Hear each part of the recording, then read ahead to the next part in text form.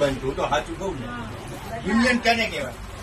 એકતા હોવી જો અમને આટલા બધાને આજે ડિટેન કરી દીધા, એક બસ પકડીને આગળ લઈ ગયા છે ડિટેન કરીને, અને બીજી આ બસમાં અમે આટલા જણ બેઠા છીએ, આ બધાને અમને ડિટેન કરી લીધા છે. અમારી રજૂઆત હજુ શિક્ષણ મંત્રી સુધી પહોંચવા પણ દીધી નથી, અને શિક્ષણ મંત્રીને ખબર નહીં શું વિચાર છે એમને કે જ્ઞાન સહાયકની ભરતી કરે છે પણ કાયમી શિક્ષકોની ભરતી કરવી નથી.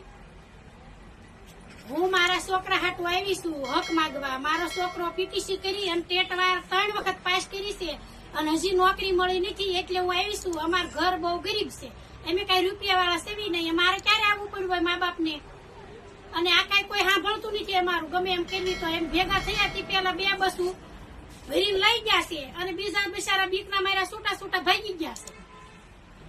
બસ જગ્યા વધારો છે, ઈ કરતા અડધી જગ્યા ભરો તો એ મને સંતોષ છે, બધી ન ભરો તો કઈ નહીં. બધાના 70% ભરો તો અમારા કેમ 25%?